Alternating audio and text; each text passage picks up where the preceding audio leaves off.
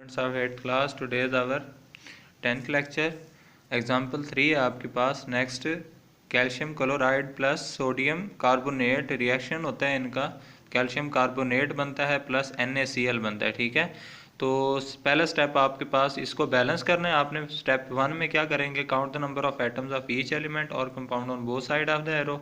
दोनों तरफ एरो के दोनों तरफ आपने तमाम जितने भी एलिमेंट्स हैं उन तमाम के नंबर ऑफ एटम्स काउंट करने हैं. तो रिएक्टेंट्स में आ जाएं पहले.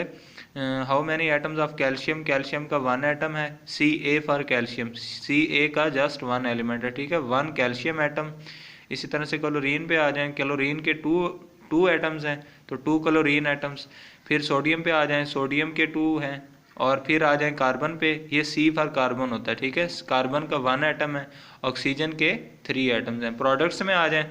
प्रोडक्ट्स में देखें जी, आपके पास कैल्शियम का 1, कार्बन का 1 और इसके बाद ऑक्सीजन के 3 एटम्स हैं. आप ये जो है ना आपके सामने, इधर जो आपने इधर लिखे हैं वही इधर से ढूंढ के लिखें. ठीक है, तो आप वही लिखते जाएंगे, सामने सामने लिखने हैं. मतलब कैल्शियम का अगर इधर लिखा है तो कैल्शियम का ही पहले आप यहाँ से काउंट कर लें. तो कैल्शियम के इधर 1 है. ठीक है, उसके बाद आपने क्लोरीन का लिखा है तो क्लोरीन के इधर से काउंट कर लें. क्लोरीन का इधर 1 है बेटा, यहाँ पे ये एक्वस लिखा हुआ है. ठीक है, आगे इसका सबस्क्रिप्ट कोई नहीं है. सबस्क्रिप्ट में अगर यहाँ पे कुछ होता तो देन फिर आप उसे काउंट कर लेते.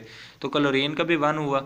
सोडियम का देख लें Na का यहाँ पे भी कोई सबस्क्रिप्ट नहीं है तो ना ही कोई कोफिशिएंट है पीछे, तो ये Na का 1 एटम है. ठीक है, तो कार्बन का चेक कर लें. तो कार्बन आपके पास है ये पड़ी है. ठीक है, कार्बन का कोई सबस्क्रिप्ट नहीं है और ना ही इधर कोई कोफिशिएंट है, तो इसका भी सिंगल एटम है.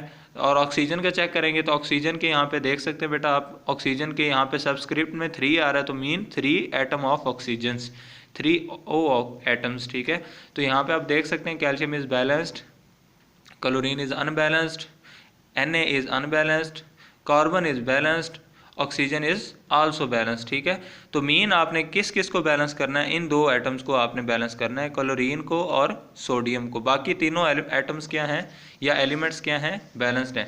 तो स्टेप 2 में आप क्या करेंगे बच्चे,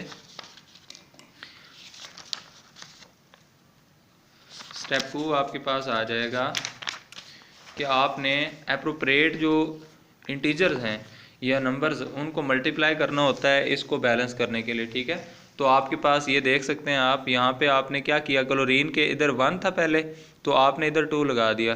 मीन जहाँ पे भी क्लोरीन आ रहा है वहाँ पे क्या आ जाएगा, 2. यहाँ पे आपको एज अ कोफिशिएंट 2 लगाना पड़ेगा. मीन यहाँ पे पहले नहीं था ना कुछ भी यहाँ पे, तो आपने यहाँ पे अब 2 लगाना पड़ा क्योंकि आपने बैलेंस करना है और क्लोरीन को आपने 2 से मल्टीप्लाई किया. ठीक है, तो यहाँ पे पहले 1 था, 1 क्लोरीन एटम्स. तो आप देख सकते हैं स्टेप 1 में यहाँ पे क्लोरीन कितने थे, 1. तो 1 को किसके साथ मल्टीप्लाई किया, 2 के साथ, बैलेंस करने के लिए प्रोडक्ट साइड में. तो प्रोडक्ट साइड में जहाँ पे क्लोरीन पड़ा है उसके पीछे क्या आ जाएगा, 2. इसी तरह से आपने सोडियम को बैलेंस करना था, Na को. Na के यहाँ पे आप देख सकते हैं Na के आपके पास प्रोडक्ट्स में 1 थे, तो अब ये ऑटोमेटिकली जब आपने 2 से मल्टीप्लाई किया तो सोडियम के भी कितने बन गए, आपने नहीं मल्टीप्लाई किया. अब आपने इधर मल्टीप्लाई नहीं किया, सोडियम के इधर अब कितने ऑटोमेटिकली बन गए, 2Na. मीन ये 2 सोडियम एटम बन गए. अब सारे बैलेंस हो गए, means thus the equation is balanced. तो ये था बच्चे आपका आज का लेक्चर.